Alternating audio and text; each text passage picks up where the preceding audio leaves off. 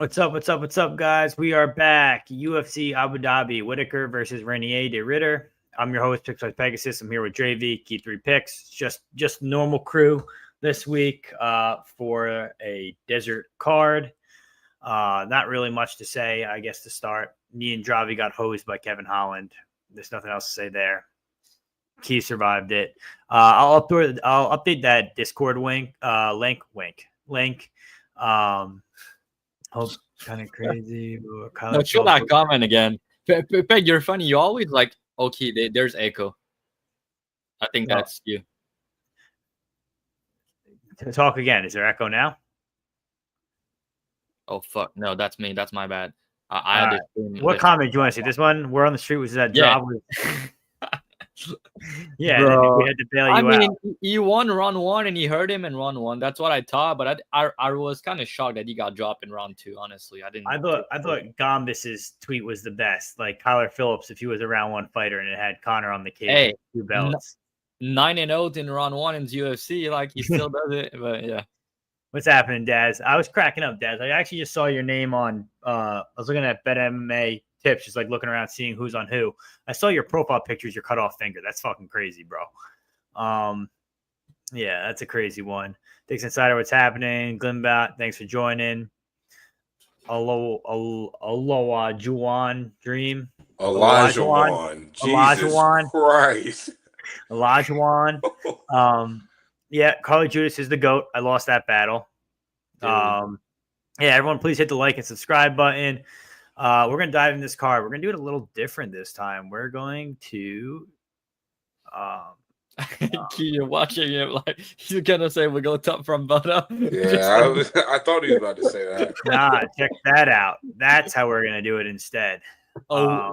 Who's that guy on the right, Peg? Don't worry about him. He's not really relevant. This is first fight of the night is going to be Martin Buday versus Marcus Buchecha, casual NBA fan. Yeah, Elijah Wan. All right. Buday, 15-2, 6'4", 77-inch reach. They got no stats on the new BJJ toy that just came in from One. His name is, who the hell is his name? Marcus Buchecha. Buchecha's minus 300 on his debut. Martin Buday plus 250. Drav, I mean, is this going to be another guy like Walter Walker who just shows heavyweights that they have no grappling game? I think that's possible, but this guy is way better at BJJ than Walker. Let me tell you that, and yeah, 19-time world champion. He's a really, really good grappler, and heavyweight, bro, it's kind of a cheat code if you're good at grappling. And the thing that I like about this guy is his wrestling is actually pretty good too. Like he has a blast double leg, so I honestly think this dude's gonna beat up a lot of guys in the UFC, man. I think he's gonna be in the top 10 in no time. I don't think Buday is gonna be the guy stopping him. I don't think Buday is gonna clinch his win I don't think he's gonna be clinching his way to a decision. I think this dude's gonna be able to get him down. I know that if you don't watch tape and you look on paper, Buday has 100% takedown defense, but when you look at it, he never fought a grappler really. Nobody really tried to take him down. And I know I think he's a brown belt in BJJ, but I don't think he's going to be good off his back when this guy get on top. And I'm pretty confident this guy's going to be able to get him down. And on the feet, it's not like Buday is dangerous and it's going to knock him out. And I don't know if you guys watched the fight that this dude had that he lost. I don't remember the name of the other guy. It's a weird name. I'm sure Peg's going to have fun pronouncing it. So Peg, go ahead. What's the guy that this dude lost to? Buchecha. Oh yeah, it's Umar Kane, so it's easy for me to pronounce. So that fight was a banger, man. I'm sure Q watched it. I'm sure Peg didn't, but that fight was that fight was a banger. So I actually like what I'm seeing in that fight. Like he got through a ton of adversity. The guy was just so physical, and he slowed down a bit, but he fucking pushed through it, man. In round 3, he was dead as tired, but he still was swinging on the feet. Yeah, that's the thing.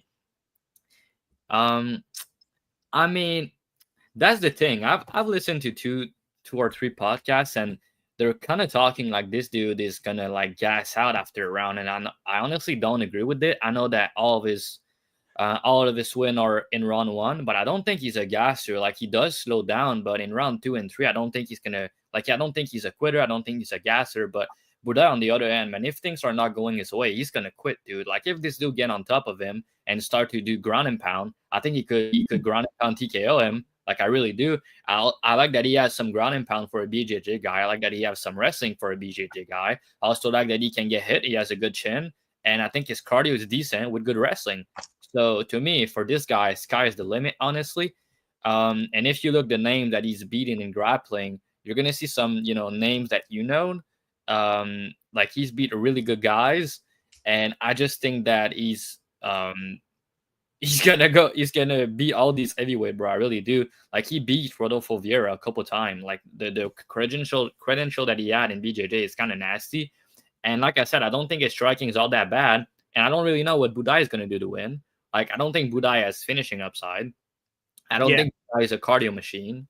I don't think Buday is going to give him. Maybe this guy pull guard because he's tired in round 2 and 3. But even if he pull guard, he can, like, get a heel hook or something. Like, so yeah, I think it's Buchecha here. There's a lot of props that you could play him. Like, are you about to talk about the KO prop plus 750? Yeah, it could be one. Like, that's what I was going to talk about. KO, just there's a lot of ways you could play him, but I honestly think that he could win by a lot of different ways, and it's hard for me to actually picture a way that Buday win this. So now it's like it's minus minus 300. I honestly think there's still value. I know it's kind of scary because Buday is 6-1 in the UFC, but one of these wins is a robbery to Lukasz Brzeski. How that's aging now, I don't really know, but you tell me. And some of these wins, when you look at it, are terrible, and some of them are really close against, like, really bad fighters. And yeah, I don't think Buday is it. I really don't. And I think this dude's gonna finish him in round 1. So yeah, I'm pretty high on him, and he's ceiling in the heavyweight division. Yeah, I was gonna piggyback on that. Yep, I think this guy's Buchecha's the side. I think that the thing that stands out to me about, like you said about Buday, is there's no real true finishing upside here, so we don't have to worry about him getting finished. When it came down to looking at props, obviously everyone's thinking about the sub, but if you watch, like, Shamil Gaziev, when he knocked out Buday or got any ground and pound going, like, if this guy dominates Buday and can't get the sub going, ground and pound is absolutely going to be there. And it's not like he doesn't ground and pound people. He does have ground and pound finishes. So that being said, I like the KO prop plus 750. Seems wide. I probably doubt it's even 750 anymore. It's probably got bought in. But yeah, I'll take this guy. Even Buchecha inside the distance is last minus 150. Yeah, I guess it's a better way to play him. I think if he does win, but the decision could also be there. I'm just trying to find the KO prop. Buchecha by KO plus 650. So it was it 750? I like that angle if you want to play it. Looks good to me. What are you thinking, Key? Yeah, I'm not gonna waste time. Buchecha probably around round 1. I think that's reasonable here, saying that that's all of his finishes so far. The fight versus Ruger was not as bad of a look as I thought. I thought that it was awful, but then after watching, it wasn't that bad. I think that he's a guy that just needs to continue to build up his MMA career. I get he's 35, but that's not that old for heavyweight, especially with his grappling skills. It's not like he's relying on his chin nonstop. So I think that he has a lot of upside in this division. It'll be interesting to see how that translates here. Buday is kind of a weird matchup to begin with, but this will be interesting.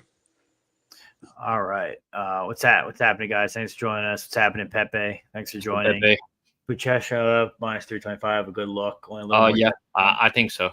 Yeah, I agree with that too. If you want to parlay it or something. Hi, Pepito. What's that? All right. So we'll just move on here.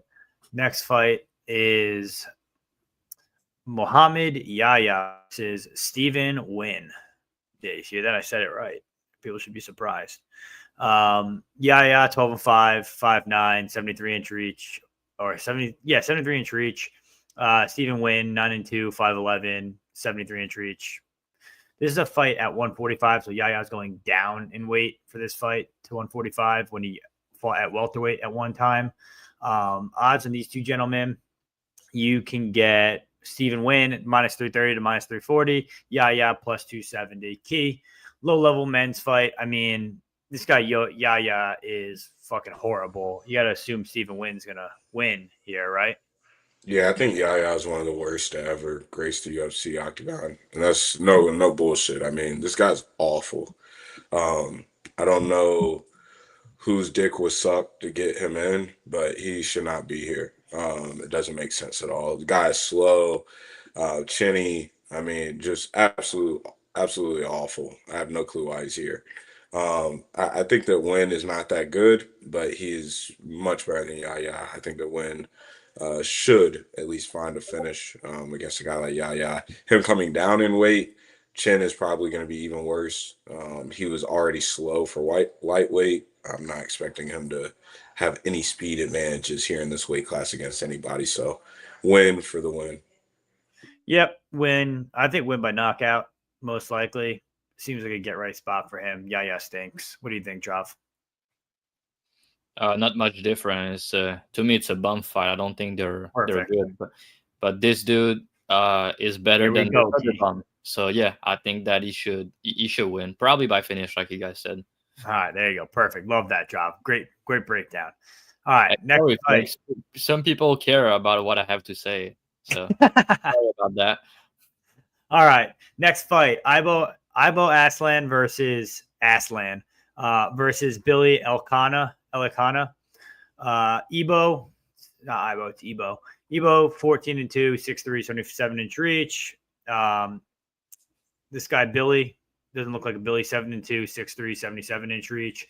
Odds on these two gentlemen, you can get Ibo anywhere from minus 255 to 270. You can get Elekana anywhere from plus 215 to plus 220. Jav, I'm going to have you go first here. We all faded Ibo last fight out with Ion Cutelaba. It was a great thing to see. How do you think this one goes?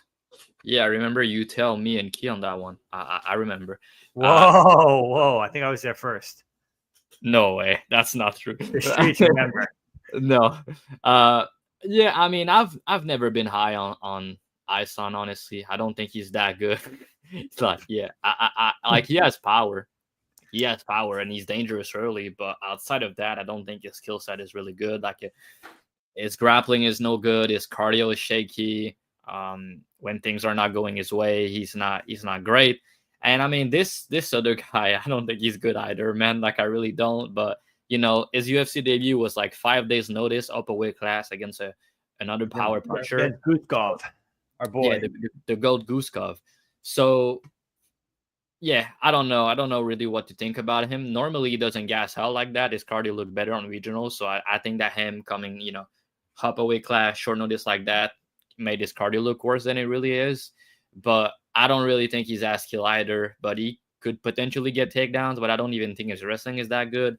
He seems tough though, so maybe he's able to survive round one, and then the fight gets interesting. But yeah, I'm not passionate about this one. I think Aslan's probably gonna win.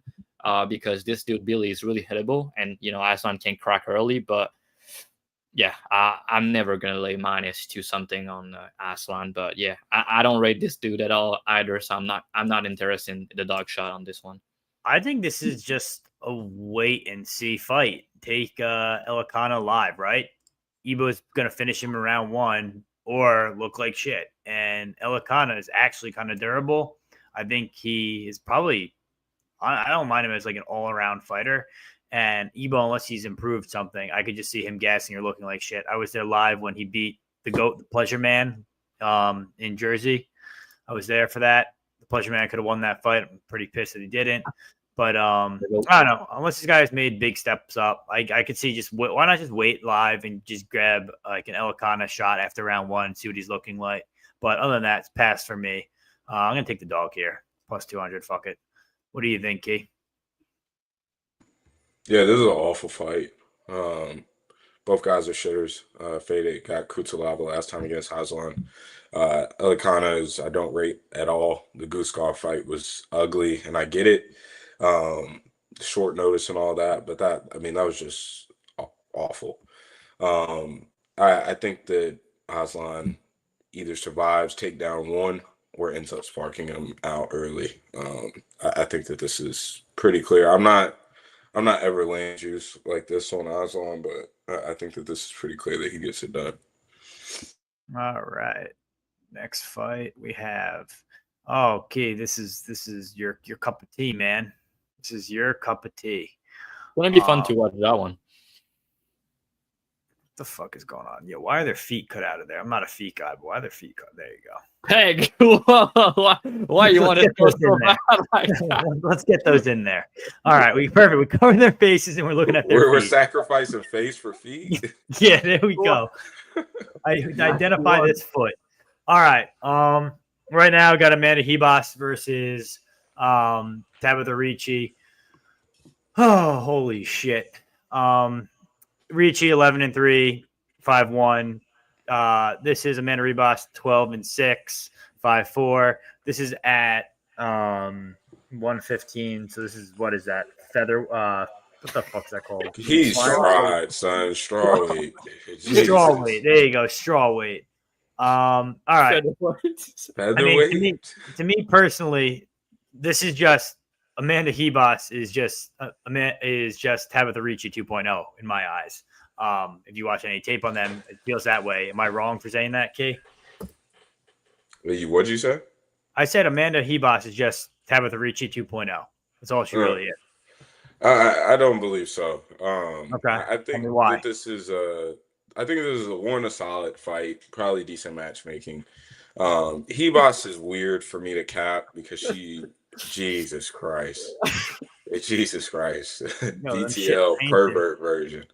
Yo, did they paint their nails the same color? This is crazy. Let's see if Ibo painted his feet. All right. We're on the male feet now. Pride Month already passed. Yo, crazy shit. All right, continue, Key. I think that Ribas is the better fighter here.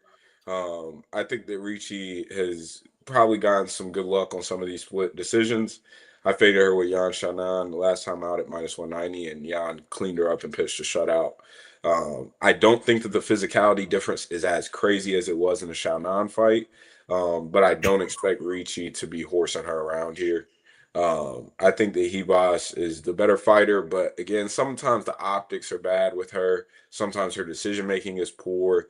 This feels like this is going to end up being some sort of close decision.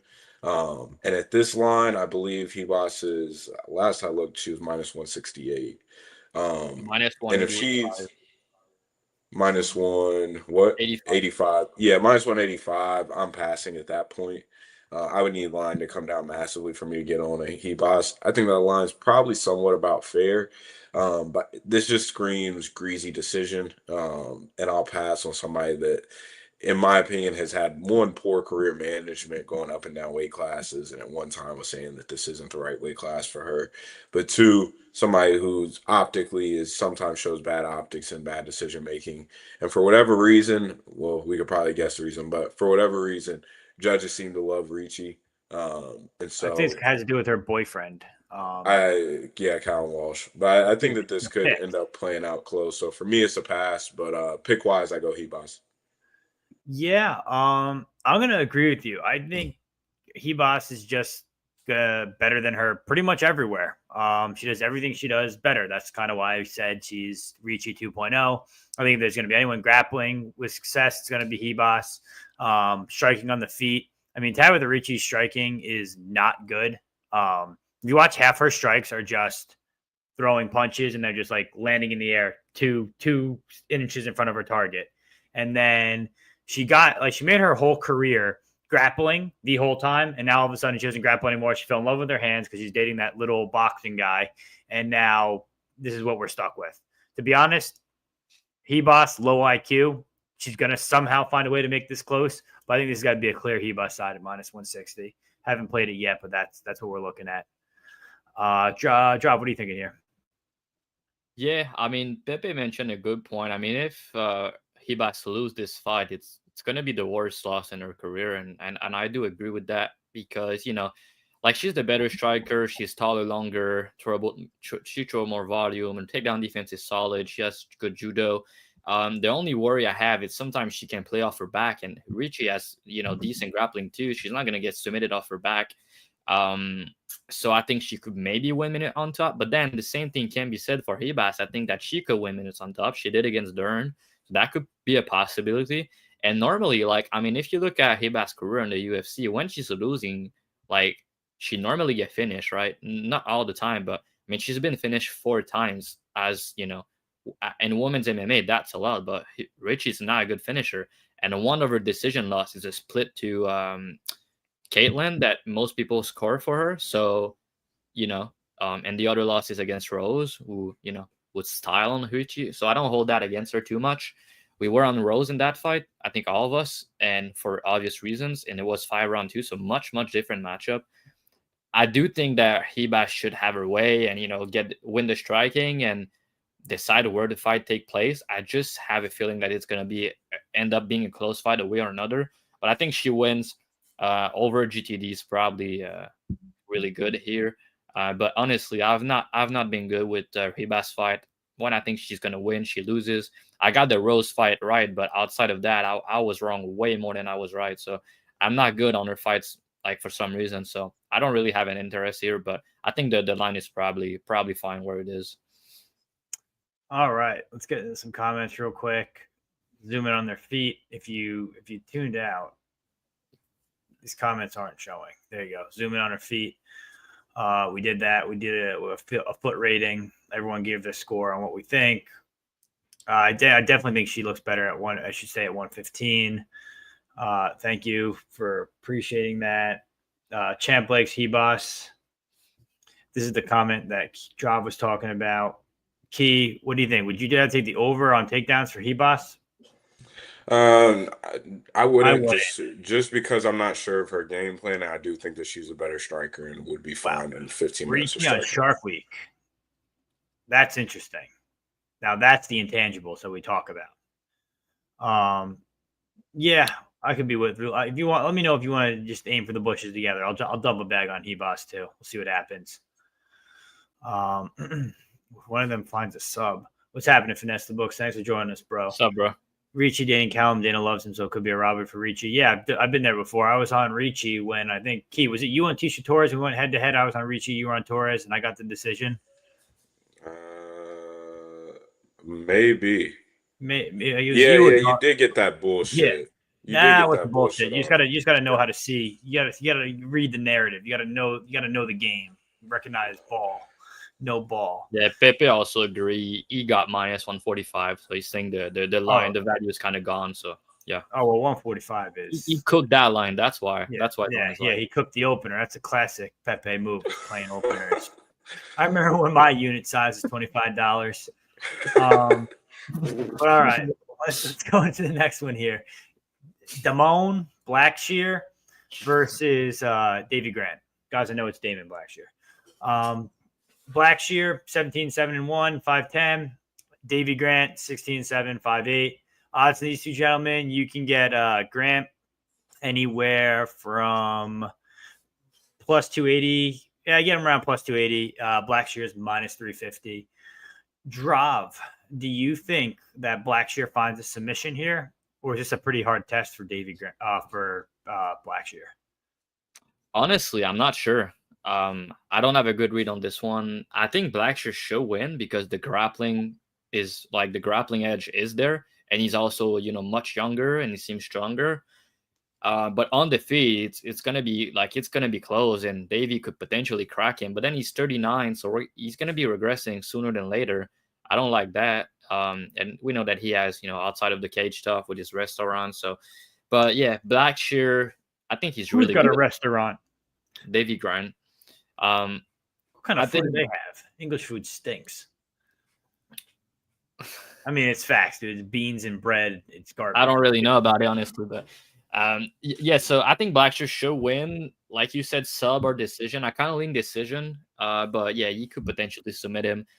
Fun fact though, we have two of the guys that have Twister in the UFC in the same card. Imagine they both hit a Twister on the same fucking card. The scene. But yeah, I think it should be Blackshear. I don't have a strong read on it, and he's a big favorite. So yeah, Nothing for me on this one. Do you remember when Davey Grant hit that inverted triangle? Oh, yeah, that was crazy, bro. That was crazy. But yeah, I feel like Blackshear sub here. It's just a little different in physicality, right? The age difference and the physicality difference is kind of huge here. Blackshear gets guys down. He's on top of them for the whole round. Davey Grant, 39 years old. I mean, he's a decent grappler. Like you said, on the feet, this could definitely be closer than it is. But if Blackshear actually decides to grapple, it will be different. But yeah, I think Blackshear sub seems fine to me. But yeah, I think it's decided. Key, what are you thinking? Yeah, it feels like Blackshear has kind of an I win button here. I think he gets it done. I was somebody that was very much not liking of that Cody Gibson performance and had some questions, but I think the Altang Haley, the up in volume showed a good bit there. I think the Blackshear is competitive on the feet. I think he has an I win button on the mat. So pretty clear Blackshear. But I will say whenever Grant's rolling downhill, he throws hard and big, and it creates loud moments. So for me, I'm not playing money line or parlaying that at all. I think you gotta go prop route if you're looking for Blackshear here. Yeah, what's Blackshear's sub price here? Let's take a look at that. Blackshear's sub price is plus 200. I got it if you want. Yeah, plus 200. Yeah, it's probably gonna be 250 on like FanDuel. I mean, I guess it just seems like they kind of know what's going on. I don't know. Yeah, next. I mean, if you cover his price, he's gonna have grappling upside. Like he's gonna get on top, and if he does, the sub's gonna be live. So kind of feel like if you cover, he's probably gonna submit. So yeah. All right, next fight is at welterweight. It's Muslim Salikhov versus Carlos Leal. Carlos Leal, 22-6. Muslim Salikhov. Carlos who? Leal. Leal. Leal. Leal. You got Miranda. Carlos Miranda versus Muslim Salikhov. 5'11", 21-5. You like that? I know his other name too. Don't you worry, Drav. Carlos Miranda is minus 500. Muslim Salikhov plus 375.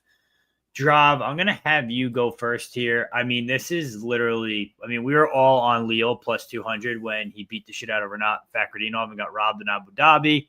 I already told you last podcast. We forgot that fight. We don't talk about it anymore on this podcast. Either way, Carlos is just going to run through Muslim Salikhov's face and win by KO. That's my bet. That's my pick. Tell me if I'm right or wrong at minus 110 or minus 105, whatever it is.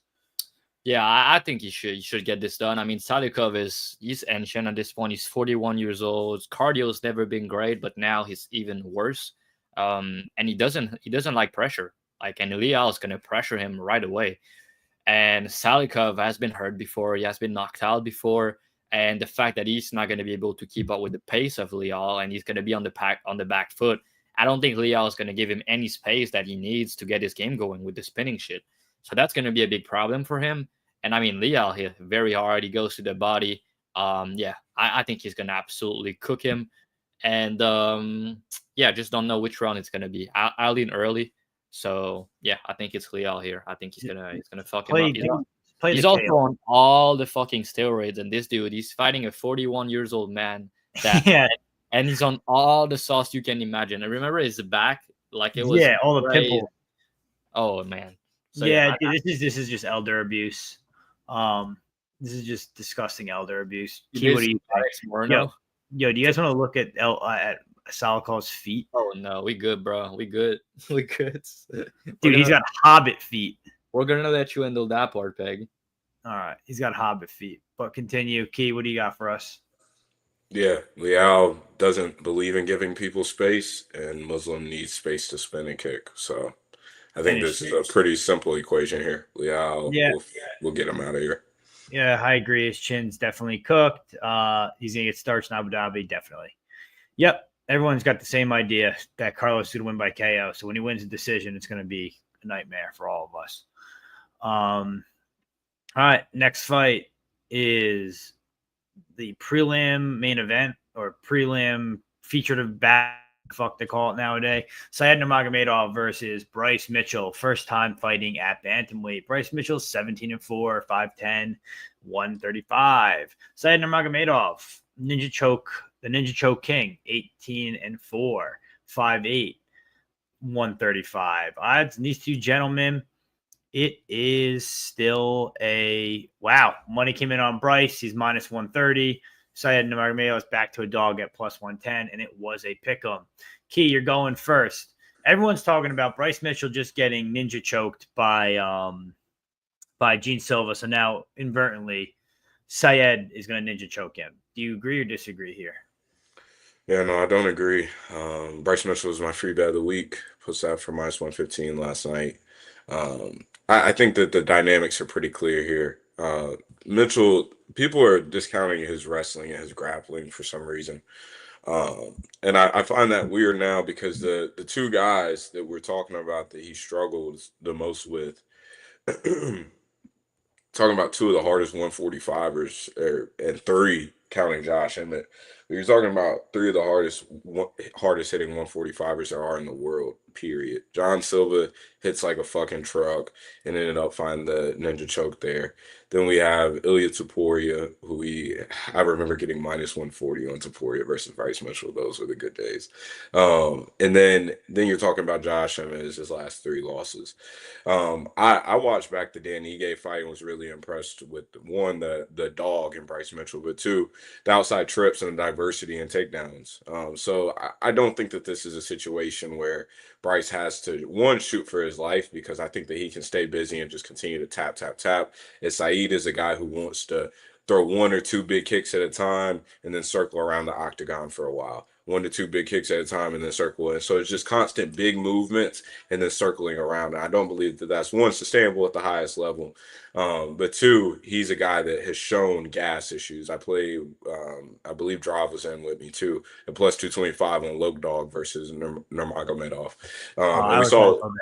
And we saw. We saw Loke Dog be able to wrestle him in that fight, which I do not put Loke Dog on the same planet as Bryce Mitchell from a grappling standpoint. And then also another red flag. Thank you. Another red flag is his fucking internet connection, bro. Your face went back up. You thought it was. He's wasting all that money on vacations. He doesn't even have internet. Oh, that's too funny. Am I good? Am I good? He's back. Okay. That was funny as hell. But realistically, though, I really think that here, Bryce is a matchup nightmare for Saeed. And I don't think that it's as simple as, it's going to look like the Kakramanov fight, because I don't necessarily think it will like that, because I don't think that Nurmagomedov will be able to get up as many times against a guy like Bryce Mitchell. Bryce Mitchell has shown throughout his career there's 1 to 2 takedowns, and that's the round. There is no getting up 1,000 times with him. Once he's on top, he's able to sit at half guard. He's able to find the back. He's able to get him out, and he's shown really good top control throughout his whole career. He is a guy that's not chasing a bunch of submissions and falling off of the back. It's a lot of true meat and potatoes type of ground game, which I like in this matchup. Nurmagomedov is somebody who shows just zero urgency in his game, in my opinion. Outside of him finding a ninja choke or a spin kick, there's no urgency in his game. There's no urgency to get up. There's no urgency to get off of the cage. And those are red flags versus a grinder like Bryce, who can go for 15 minutes and wrestle nonstop. I think that Bryce is going to be able to get him up against the cage. Do I think that Bryce is going to have to fight off a ninja choke or two? Yes, I do think he will have to. And I do think that is a real path for Nurmagomedov. So I'm not sitting here saying that there's no way in hell Bryce gets ninja choked. But I will say, one, that feels a little obvious. And two, I think that somebody of Bryce's level, I think that you need to be hurting those guys and beating the shit out of him to be finding him in subs, as we saw in the John Silva and the Topuria fight. And Saeed is just simply not going to do that. He doesn't have real punching power. He relies on big movements and big kicks to be able to damage his opponents. And I don't think that that's going to work here. So I think that Bryce is a minute winner here. There's a chance that Nurmagomedov could snatch up a ninja choke. But I think that Bryce is a smart enough grappler. I think that he'll be able to win minutes. I think he'll be able to get on top. And I think that he has the upside to look like a dominant favorite unless Nurmagomedov pulls a ninja choke out of his ass. I think he's suburb. And time out real quick. I just want to say also that people aren't talking about enough how gassy this guy is, pause. But people don't talk enough about how gassy Nurmagomedov is. I mean, after 6 minutes, 7 minutes of fighting, he's completely done. If he doesn't get exactly what he wants early, he's pretty cool with just riding out a decision loss. Yeah, I agree with pretty much everything Keith said. I'm also on Mitchell minus 115. I think the grappling upside is going to be pretty clear here. Cardio upside is going to be pretty good. I talk about it time and time again. I mean, everyone shits on Bryce Mitchell. I think his striking from if you look at his striking against Ilya Tapuria or in the Silva fight, it wasn't like he was totally lost. He lands kicks, he lands some strikes. Only person to take down Tapuria in the UFC right now. So it's like I don't know. Just seems pretty good to me as long as he makes weight and looks fine. But if you look at like any of the videos that were on Twitter, he looks like no. I never really worried about him making that weight. He seems like he can take 135. And to go along with that, and I'll ask Rob this question as he goes next. But like, do y'all see a physicality difference in this fight? Correct. I mean, we're talking about Bryce as somebody who's dealt with Edson Barboza, Taporia, John Silva. Like he's seen very, very physical guys for 145, and now dropping down to 135 against somebody who I don't think is overly physical. I think that's another thing here in this fight. And the physicality is like what he struggles with too. When you look at Gene Silva, you look at Tapuria, it's guys who are able to reverse his takedowns or not get taken down or something like that. He's going to be able to get Sayed Nurmagomedov down. He's been taken down before, especially being so much bigger than him. So I think it should be fine. Job, what do you think? Yeah, and also like the physicality is a good point, but even with the physicality, he was able to get his game going at 145. He was the top 10 guys in this division, and we're talking about he fought the hardest puncher in the weight class and the most physical dude in that weight class. So that's like the worst possible matchup in hindsight, right? Danny Gay, Josh Emmett, Ilya Topuria, and Gene Silva. Like this dude hit like insanely hard. And Topuria, I mean, he took Topuria down and he held him down for a minute, and he was kind of doing his thing in round one on the feet. I think Bryce, honestly, I think his striking is underrated and he does a good job at not getting hit too much. And he has like good leg kicks. He was kind of landing a lot of leg kicks on Gene Silva in that fight. But obviously when he have resistance and he can't get his game going and you pressure him and you hit him hard, he's going to slow down a bit himself. But him at 135, I think that his game could be like elite. I really do. Like if you make this weight class healthy, the fact that he's going to be stronger than this dude and bigger than them now could be a real problem because, Bryce Mitchell grappling is fucking good, man. I'm sure Q recall. Remember against Danny Gay, like the back take that he got when Danny Gay was getting back up and he lost the back and he still got the back after that? That was like a crazy exchange. So this dude grappling is really good. I know he's been front choke against Gene Silva, but by the way, people are not going to mention that. But remember in the first round, he also got caught in the ninja choke and he survived it. He escaped the ninja choke. Or it was a guillotine. It was a front choke, right? He escaped it. And then in round two, he was getting more tired and he got hurt. And then he got put in the front choke. And then he tapped. He tapped and he went out. So I don't think he's easy to sub. He knows what he's doing. And it's not like he's not going to know. Like, honestly, I know, like, it was kind of hard for him to predict that Gene Silva would attack front choke like he did, honestly. But here he knows exactly what's up. He knows exactly what this dude's going to try to do. So I bet he's going to be more careful about it. And the cardio dynamic here is just that, Said's going to, when you go for front choke, you either get it or you don't. But if you don't, you end up on your back. And I don't think he's going to be able to get up with Bryce on top, being the bigger guy and the better grappler. And, Said has round one submission upside, but it's only front choke. Like, he doesn't have rear naked choke upside, any top time, any wrestling upside. So it's really like, I think Bryce has top time upside. He's going to win the minute. And on the feet, I mean, Said spin all the time. And when he's pinned, that's when he gets taken down. So I'm sure Bryce going to know that and time the takedowns with that. And he's a really good wrestler. He dropped Edson Barboza too. And the ground and pound he did against Edson Barboza, I could honestly see something similar happen here. And I could see him finishing in round 2 and 3. I know Said has never been finished, but if Bryce get his game going and he's hungry and he's on top and he goes for ground and pound like against Barboza, he could get a finish in round 2 and 3 in that fight because Said in round 3 is going to be dead ass tired. But yeah, I'm going to predict him to win a decision. The line's coming in. I think he should be minus 150. Yeah, I think he's the side, fought the better level of competition. He's the bigger guy, grappling upside, top time upside. And I don't think his chin is bad, honestly. Like, I don't think Said knocking him out is likely. I don't think Said hurting him is likely. Like, you could catch him with a spinning shit, but at the end of the day, how likely is that? It's not that likely. And Bryce was able to get his game going at 145 against better fighter and stronger guy and bigger dude. So I just think here that's kind of a good matchup. Just the round one danger is there because he's gonna have an attempt. I'm almost sure, maybe two. But if you look, like Said, all of his finishes, they are all in round one. The only fight was not in round one was the Salikhov fight, and he got it in round two. But like, honestly, I think he got lucky there. So yeah, I think Bryce gonna beat him pretty badly and looks like a big favorite, honestly. All right. So we're all there. Gene Silva, Central and Mitchell both down a weight class. Yeah, it's funny that way. Leans Bryce. Wheezy, thanks for joining us. Interesting stat that Said is 5-0 when giving up 0 takedowns in less than 2 minutes of control time. Yeah, probably be that way too if Bryce going. 2 and 3 said when he gives up 2 takedowns or 2 minutes of control time. So yeah, that's a good stat by Wheezy. He's the man. Yep. Yeah, shout out Wheezy. Thanks for joining us. Cody, what's happening, man? This is a great car. Yeah, definitely. I could definitely see that happening. I actually think it's a good card, honestly, because we've been having these mass. I know there's like 3 big favorites on this card, but we've been having these like 5-6 big favorites on the card lately, and we have a lot of fights that are closely lined, which I like, and a lot of minus 200 that you can work with.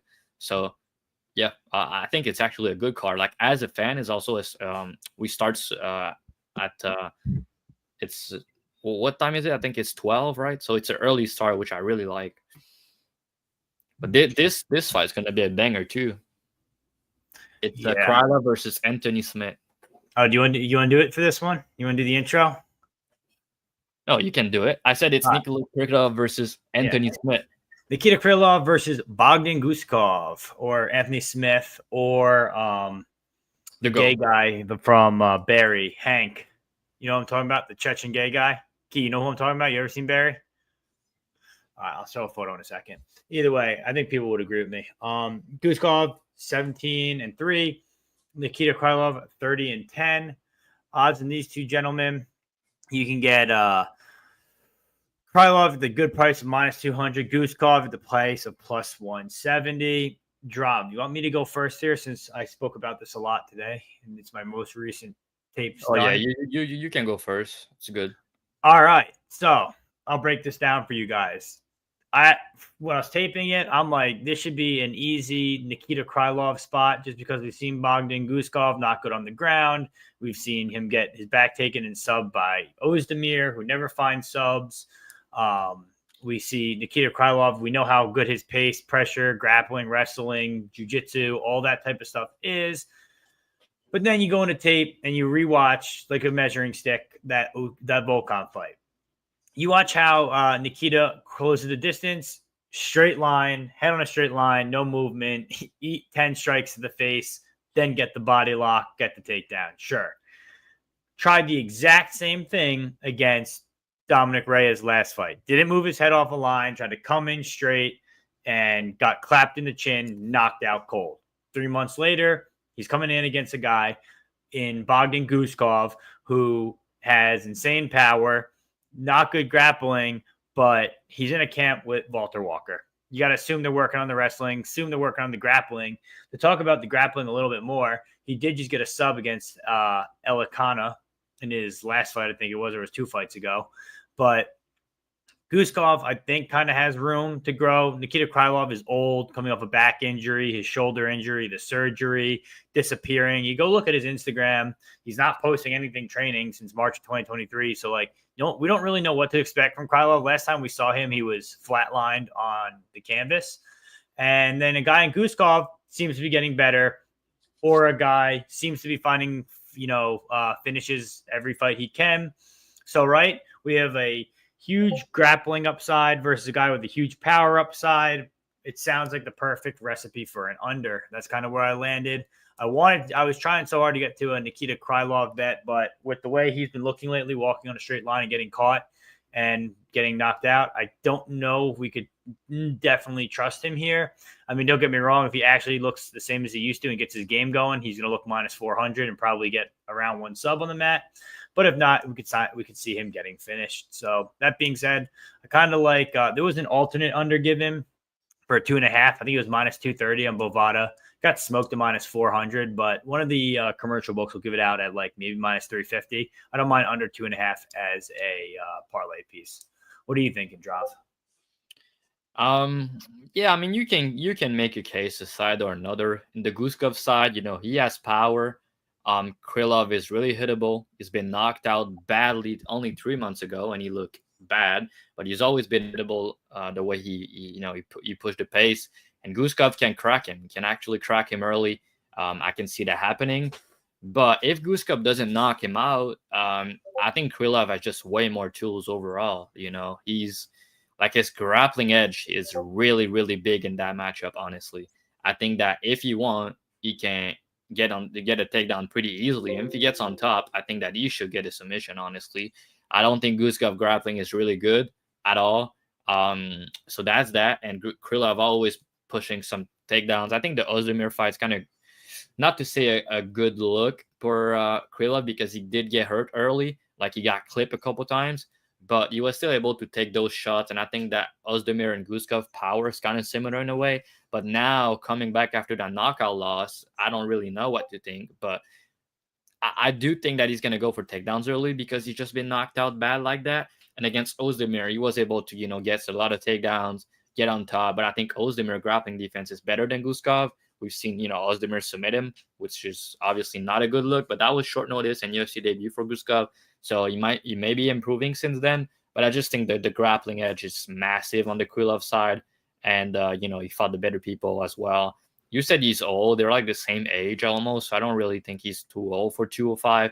But yeah, in fight years, they're definitely two different ages. Yeah, right? yeah. In fight years, I mean, yeah, I agree with that. Yeah, I mean, he took 2 years off, and then he came back against after a shoulder surgery, and he looked bad against Reyes. Honestly, I don't think he looked good. So maybe he was ring rust. Maybe he's gonna look better here, but at the same time, he just got knocked out badly. So I don't really know, man. I think he should win this fight. I think he has like big favorite upside, because on the feet it's probably gonna be close. But Krylov's gonna push the grappling, and because of that, Guskov's gonna have to worry about the takedowns. But Guskov, he has some good uppercuts. He's timing his shot good sometimes on the feet, but I don't think he's really good, man. So I think it should be Krylov, probably by submission. What are you thinking, Kay? Yeah, if Krylov wrestles hard like he has in other fights, I think that he makes his price tag probably look like value. If he doesn't, I think that Guskov is very live to KO him. He has power. I think the Guskov is still shit, but he has power. And light heavyweight is not a division where you need a bunch of skills, honestly. Krylov sat out for 2 years and was still in the top 8 coming back after a 2-year layoff. So that sort of gives you the idea of the landscape in light heavyweight. I think that here Krylov has an obvious grappling path. Round 1 sub makes sense. Sub makes sense. Yeah. All right. So let's see. Under 1.5. Guskov round 1, under 1.5. Wouldn't lay the juice on that. Cousin Peg was spitting until he probably said that. I love chalky bets. Value spot for Guskov. Not worth the price against someone this dangerous. I don't know. I think he has upside to look great. I see it, Peg. Wow. For once, I'm getting props in the chat. Love that. Thanks. No, it was because what you said after that breakdown that we just said that about the guy that looked like Guskov that you said. Oh, Hank. But you're talking about Hank from which show? Hank from Barry. I'll show you 1 second. Because there's a Hank in Breaking Bad. I thought that was the one you was referring to. Look, this guy. Oh, okay, yeah, that's not the one I thought. Okay, yeah. Right. That's spot on. Yeah, and he's gay. He's a gay guy. He's a gay. He's like a gay. You have something about gay guys, Peg? Is that what you're trying to say? No. There's been a lot of gay shit on this podcast. He's just a gay like Eastern European gangster, which is kind of where he he kind of could end up landing there. But we'll move on. Now we're on our main card. Guys, like, comment, and subscribe. We do this for free every week. We try and make you money. We definitely didn't make you money last week, I guess, unless you follow Key. But this week we're bouncing back, and it starts here. Almabayev versus Jose Ochoa. Ochoa is 8-1. Almabayev is 21-3. Odds, these gentlemen, last I checked, it was a pick 'em. It still is a pick 'em, minus 110 apiece. Who wants to go first here? I can go since I posted him as my free bet of the week. Yeah, if you're free bet, you go first, and tell me why you like it. Yeah, maybe Ochoa by flying knee. Can you see that? Like I could, he could flying knee him. No, but honestly, looking into this matchup I think this Ochoa guy, I think his ceiling is yeah, I mean, this guy can go fuck himself. That's all I'm gonna say. He's probably watching in a fan of the podcast. So yeah, talking about this fight is Ochoa. I mean, I think his ceiling in this division is really high. Like he's really young for the division. He's big, he's strong, he's a really good striker, he's dangerous, and he has those front chokes too. He's a shooter box guy. His takedown defense seems good. I've watched a lot of tapes on regional. He seems to have good hips, and he does the right thing defending the ends, getting back up sometimes. Obviously, people are probably gonna mention the fact that he got taken down against Cody Durden in the end of round 1. It looked like Cody was gonna hold him down.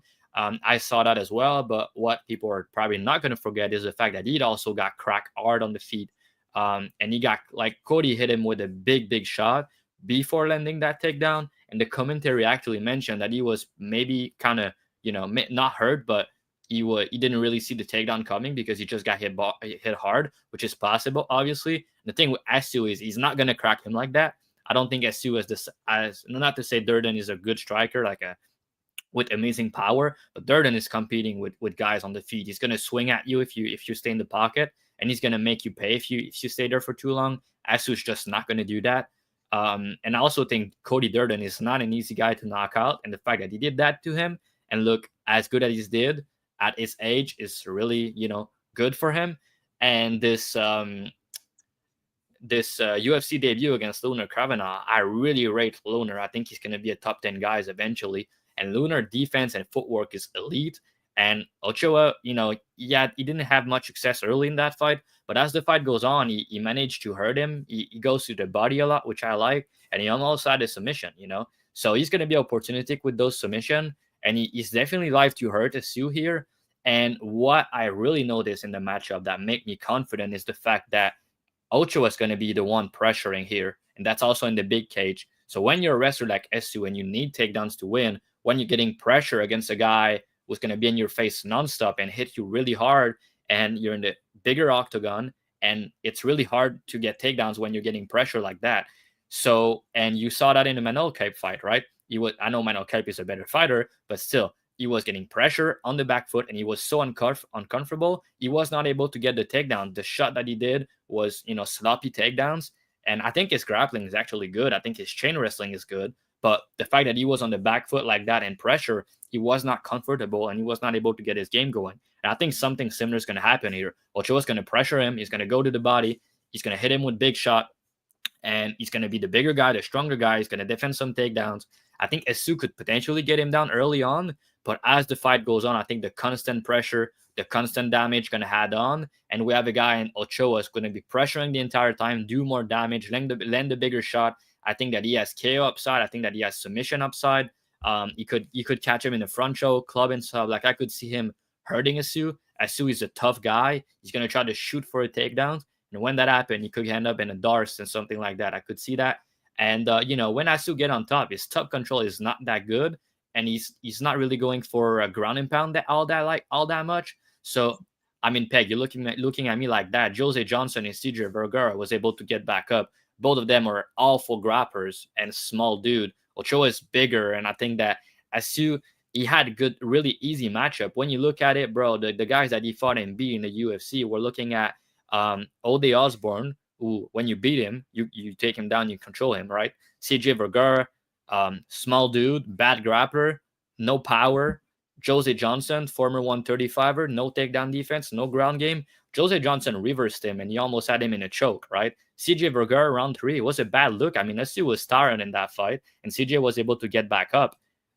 So, yeah, I think Ochoa is also the better cardio. I think in round 3, he's going to be the one pressuring still. I just give him, obviously, I give him all the finishing upside. I think that he has, big favorite upside. I think that if it go the distance, it's going to be close, but I'm going to go with the guy that do more damage and more likely to win big moments. But yeah, Asu could get maybe 2-3 takedowns. I'm just not sure he's going to do too much with it. And even if he get a takedown or 2 in a round, I think he can still lose that round per se. So yeah, to me, it's Ochoa here. I think he's the side, and I think he's gonna go far in the UFC. Maybe it's too much too soon. Asu is a good grappler, but I think he has big favorite upside here in this one. Yeah, so this is where it gets interesting because I'm obviously, as you know, he doesn't even want to hear this. I'm on the other side. I'm on Asu minus 104. I think I got this morning.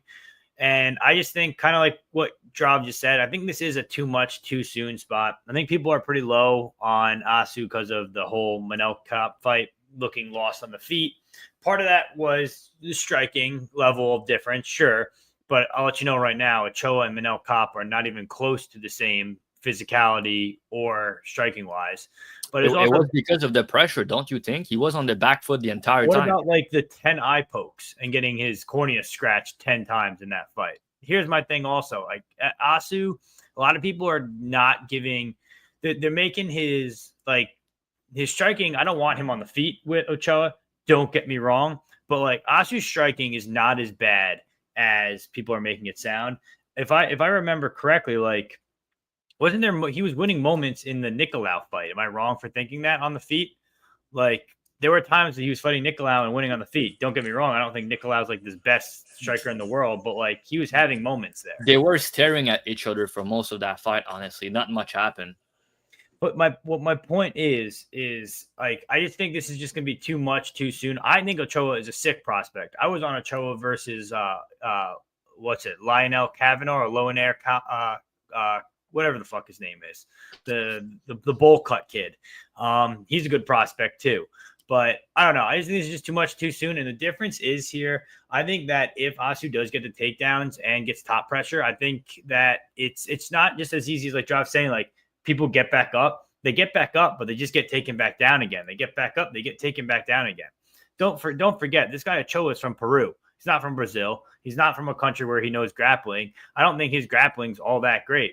I think that this is just too much too soon. I think once the chain wrestling gets going, and there is a huge key that I'm sure, or a huge point the key's going to bring up is Asu slowing down around 3. That's a possible thing.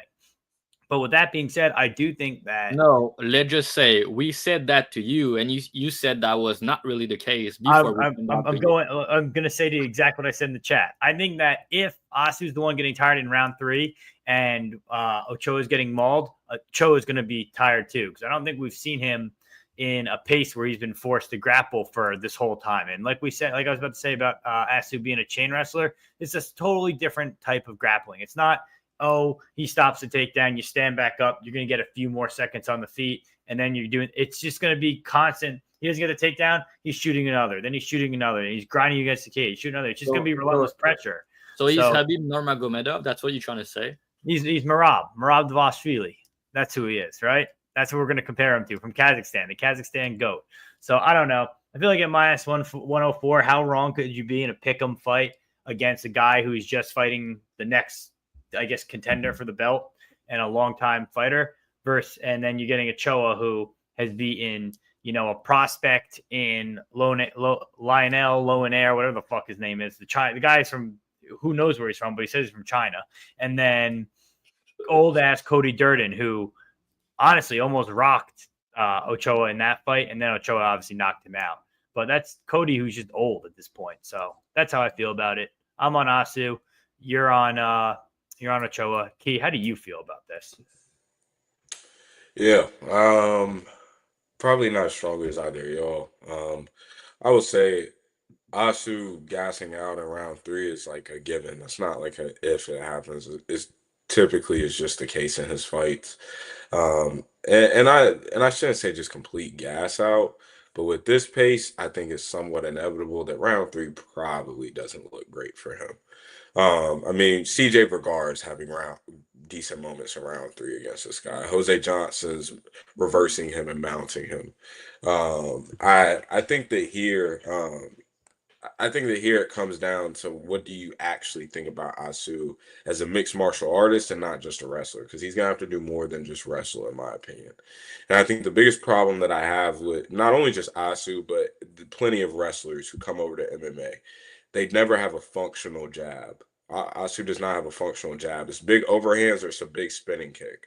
And although it looks cool, I think that his game would be much smoother and more sustainable long term if he had a functional jab. And that's just not a thing.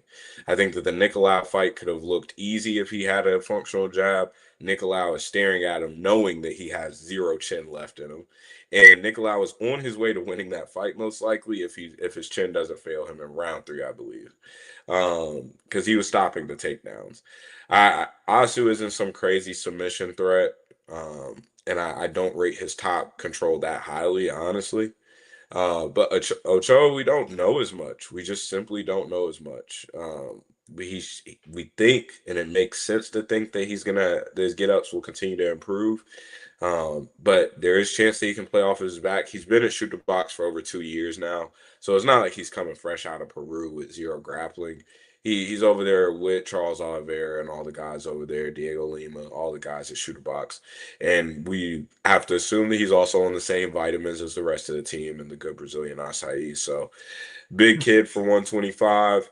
Asu is, in my opinion, I think that this line potentially has some recency bias because everybody was acting like Asu's the coolest 125er just because he can chain wrestle a little bit.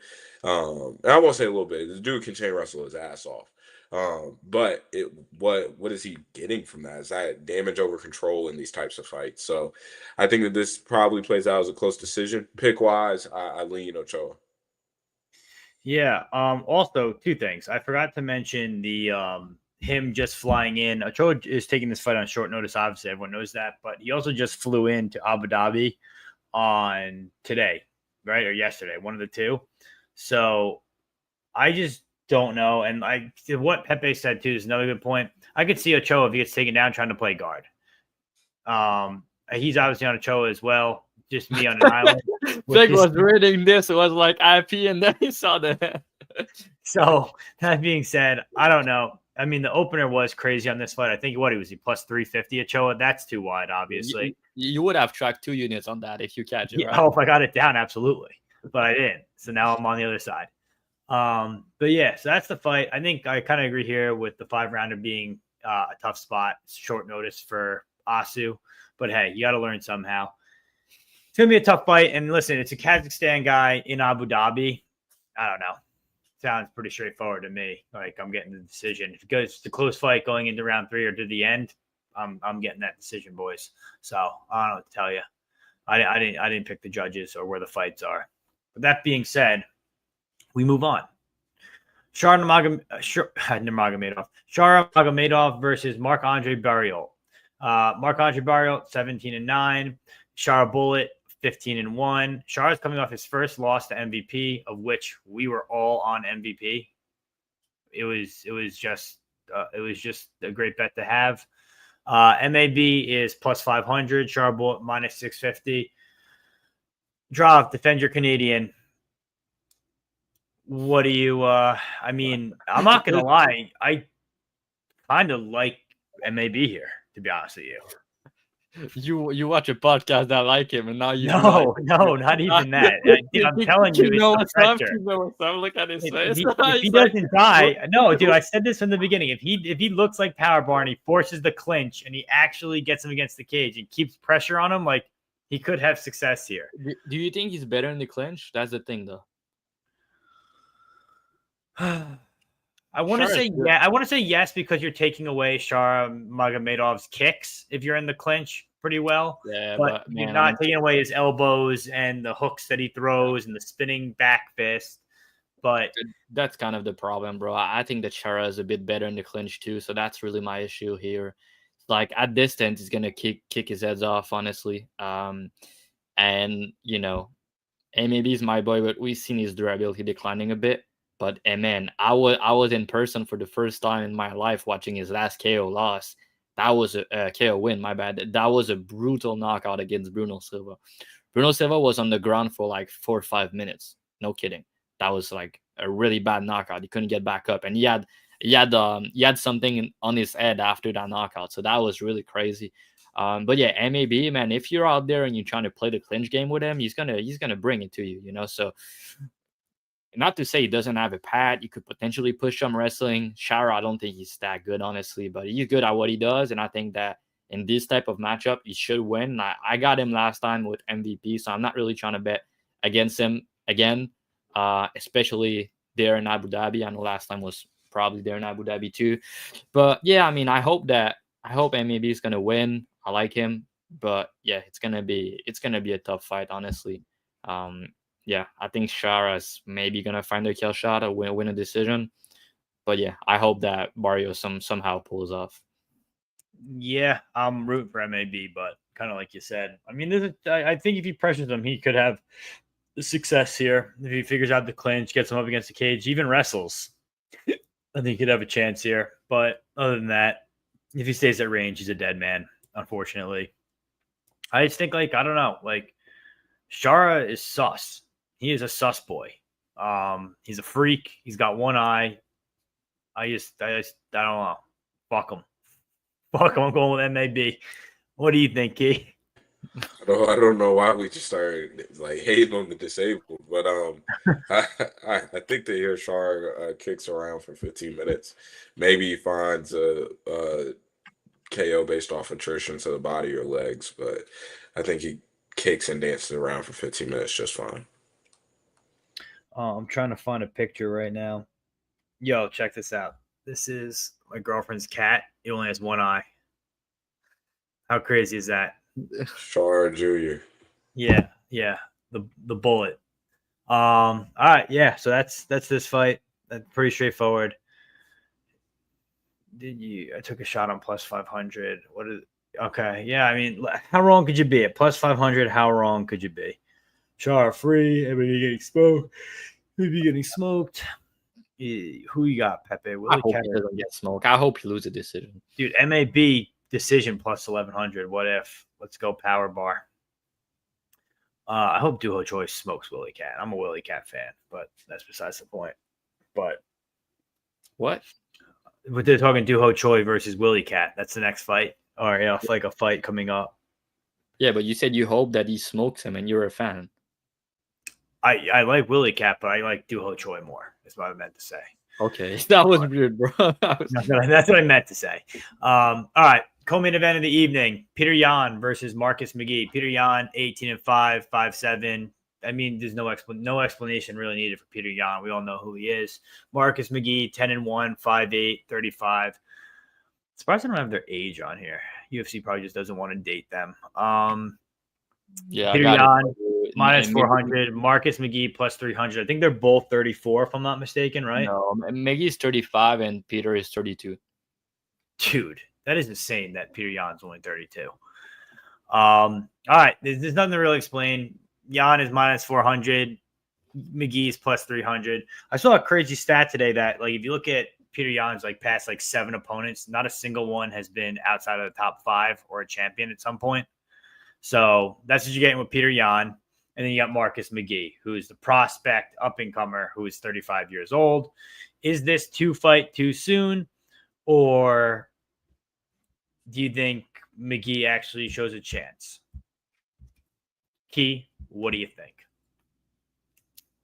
Too much too soon. I get McGee's older, so it's now or never, but I think it's never. Yan is elite. 3 rounds does benefit McGhee and edging out some sort of close decision off of Yan sleeping for a round, maybe. Yan is just, he's a gangster, tough, checked all the boxes, technically. One of the most skilled fighters of this time, in my opinion. It's unreal. He's run into some bad matchups and bad luck, but the guy is still as elite as they come. So, Peter Yan, I'm not backing this money line price. because I like him in a much more in a 5-round setting rather than Yep. 3-round setting. But I think that Jan gets it done easy, not easy, but pretty convincingly. Yeah, I was thinking about making Marcus McGhee spread of the week this week. The reason why is because Peter Yan drops round one all the time because he's making his reads and gets hit. I think there's going to be, if it comes down to power, I think Marcus McGhee has much better power. I think Marcus McGhee is probably a little bit better of an athlete, to be honest with you, in round one. But as you know, as every Yan fight goes, round two, round three, it starts to pile up once he makes his reads, and then it's a runaway train, and that's it. So I'm still thinking about it. I think it's plus 120. I don't mind that angle because it kind of aligns with what you guys are saying. Like Yan live. It's just like it's a good look because Yan always drops the first round. It's kind of like Josh Van, where Josh Van drops the first round every time, makes his reads. No, he's not doing that anymore. That's All right. that's He's not doing that anymore. But the old Josh Van, where he was dropping round one, making reads, cooking, and then snowballing. So that's how Yan still fights, though, even where he is. So yeah, I'm gonna go with Peter Yan to win. Peter Yan's prediction, but I guess as my bet is gonna be. It's going to be McGhee plus 3.5. I'll let you guys know. I'll put the tweet out if I end up taking it, but I'm going to look into a few more underdogs or maybe a favorite depending on where we're at. Joff, what do you think? Yeah, I mean, it's hard to get to that price on Peter Yan just because, like you guys said, I think that he could potentially drop round one at a decent clip here. And honestly, I don't think McGhee's a bum, and he's being priced like he's a bum here. Like, I think his footwork, his size, and his power could be an issue early on for Yan. And I'm going to say that also. I think that Yan is declining a little bit. I don't think he's in his prime anymore. And McGhee is older, but I mean, look at the difference in fights they have. It's a big difference. So I think McGhee, the MMA lab guy, like probably on all the sauce. I think that he's a good fighter, honestly. But yeah, I do think it's too soon for him. But yeah, if he wins round one and then Peter Yan win round three, yeah, that's really possible. I think that there's a good chance that Peter Yan put it on him, especially in round three. I think that McGhee's probably going to slow down a bit, and that's going to be Peter Yan's best round. So yeah, that's kind of the way I see it. I think that Peter Yan has more tools overall. Like if anyone gets takedowns, that's going to be him. If anyone dominate, that's going to be him. If anyone finish, I feel like that's going to be him. So yeah, I understand why he's a favorite. I just think that he should not be this big of a favorite. There's value on McGhee. Maybe McGhee decision, like 450. It's not bad either. Like if he wins round one and then he can make round two close, maybe land a big shot or something. That there's a possibility that he end up winning a 29-20 decision. But overall, I just think that Yan has more upside. Think that Yan, if anyone win 30-27, that's going to be him. If anyone finishing, that's going to be him. So yeah, I don't really want to bet against him, but I do think McGhee has some potential here. There's value on the line. The decision prop 2 is not bad. The plus 3.5, I don't hate. I think it's plus 120. So yeah, if he wins round one and then survive the next two, which is probably what's going to happen, the over 2.5 is minus 280. I do think that's a good way to play it. And yeah, Pepe mentioned KO 2-3 for Yan. I mean, that's what he would, if he finished, that's what's going to happen. KO in round 2 or round 3. So I don't mind that angle either, but personally, I think it's going to be Yan by decision more than likely. Okay, that's everyone's breakdown here. Let's go to the main event of the evening. Guys, don't forget to like, comment, and subscribe. We're at 730 now. We appreciate it. That's your way of supporting us. We also got our most views ever last video of 1,700. Again, just like, comment. We appreciate everything. We answer the comments. Join our Discord. The link will be below, and I'll make sure it's the right link. Even though I haven't had an issue, Oliver Julie or whatever his name is, can't get that name right. Thanks for joining the Discord. Rob Whittaker 27-8, Rainier de Ritter 20-2. Odds, these gentlemen, you get Whittaker minus 150, de Ritter plus 130. This line's bounced back and forth the whole time. I guess Job's gone. Key, if you want to go first, you want me to go first? I have a bet here. I don't know if you do or not. I don't as of right now. All right. So I'll go first. So yeah. Oh, okay. Go ahead. Yeah, I think that here, I lean Rob to get it done. I think that he's by far the better mixed martial artist. But I do think that the size and physicality of RDR does pose an issue. But I do think that the flip side of that is the fact that RDR's gas tank isn't that good. In over 5 rounds, we know that Rob can hold pace with the best of them at an insane pace with insane blows. But I do worry about the physicality difference here. RDR is a guy who's fought at 205, I believe won the Was a champion at belt over 205 there. also. Yeah. So double champ at 185 and 205. And then we have Rob, who's a former 170 pounder.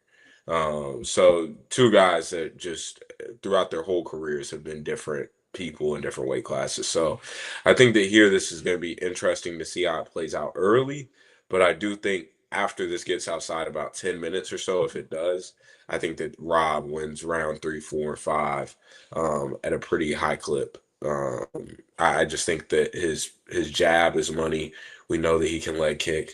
RDR gets sloppy, and I get it. The Bo Nickel fight, I think that that's Bo being super green and Bo not developing skills. Kevin Holland, I'll just save my thoughts on that. And then you're talking about him rolling around in the sand with GM3 for however long it took until he finally finished him. So it's not like these wins are the most impressive in the world. I do think that this just isn't the best matchup for Rob, due to the grappling component also. But Rob is a solid wrestler. Chimaev is just a fucking physical beast and freak. And so the more and more I think about it, I want to get to a Rob bet, but I would like numbers to come in a little bit more. I think minus 145 or so is probably minus 150 right now. I think that's probably getting to about correctly lined. So for me, it's a pass right now. I pick Rob, but wouldn't be surprised to see RDR make weird and crazy shit happen early. Yeah. So I'll go next here, then we'll have Drav close it out. Me and Drav were arguing for, I don't know, 3 months, maybe longer, over this fight in our chat, just because I am the biggest Bobby Knuckles fighter there is. My name is also Rob, so that helps. But also, I think Rob Whittaker is probably one of the, like, when it comes down to being like a good, genuine guy and being a good, like, model athlete and being good for the sport, I think Rob Whittaker, it doesn't get better than Rob Whittaker. That being said, I've been a huge fan. I know how good, how skilled he is, how good everything looks. I was on Whittaker against Ikram when everyone sailed off and said, bye, Rob. I was still there. This fight, I'm on De Ridder plus 134, and here's why. It's kind of actually, Champ actually broke it down for me. You got to watch the fights, right? Rob Whittaker loses fights where he's at a pretty big physicality disadvantage, and that shows, whether it's Dricus Duplessis taking Rob and literally cowboying him like you do like your little brother, over hip tossing him onto the ground and knocking him out. Hamzat just mauling him, taking his back and breaking his jaw. It's these guys that are big and physical. That's what beats Rob Whittaker and makes it weird for him. What is RDR? His last fight, big and physical. So that's kind of where my thing is there. He's also looking, for some reason, he's looking a lot better in the UFC than he did in his one tape. Why that is, I don't know. Maybe he's on good steroids. Yes, I totally agree with this. 100%. And I do think if RDR doesn't get it done in round 1, round 2, maybe early round 3, it becomes Rob Whittaker's game. I also think if this is a straight standing kickboxing match, Rob Whittaker is going to cook him. Rob Whittaker is one of the best strikers at the division. He's faster than all of them just because he's a 170er, like you said, moving up to 185. So it sounds like I should be talking myself into a Whittaker bet, which is kind of where I want it to be. But watching tape and watching Rob get dominated by guys who are a lot bigger than him kind of led me to believe, like, RDR, he's a lot bigger too. He's a better jiu-jitsu player, better grappler. And if he takes his back or gets him down early or hurts him and then gets something going early, probably be RDR's fight. I mean, you're going to have a chance to plus 134. You'll have a chance to hedge off on Rob Whittaker if it stops going his way. So that's something to look at, but that's why I started with RDR to start.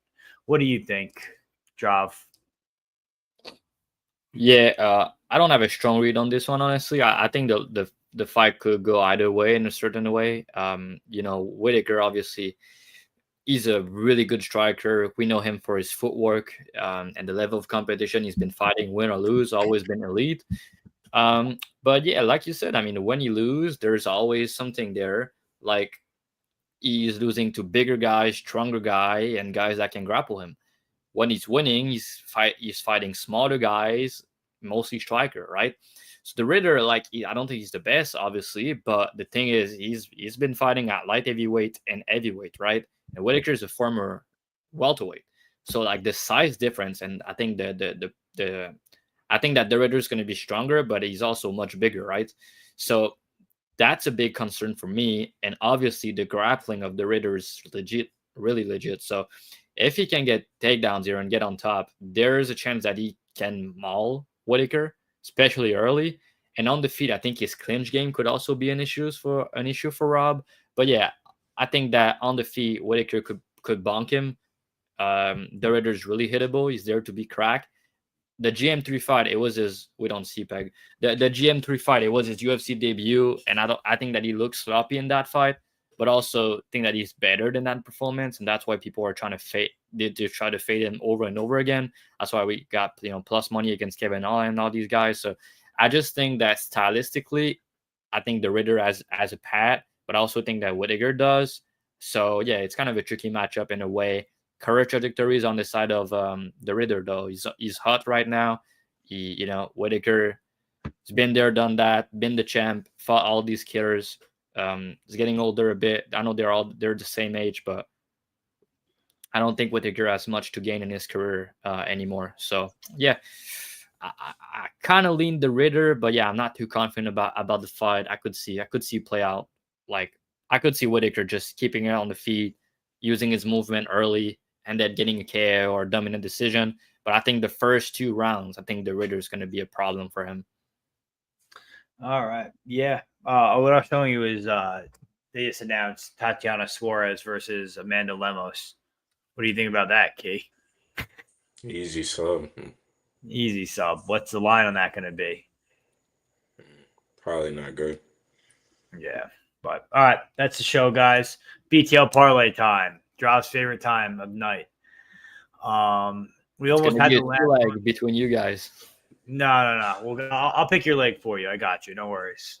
Key, you started. What do you want? Nurmagomedov minus 600 peg. That's the one you're gonna pick.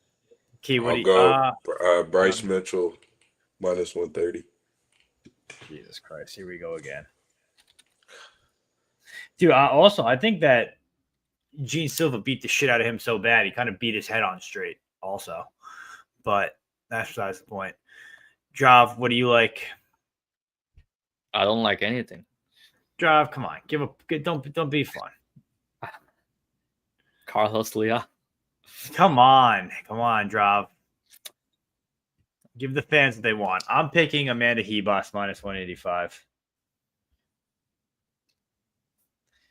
Just waiting for you. We'll sit here all night. Like this is like what the teachers used to do in the classroom. We'll sit here all day until you behave.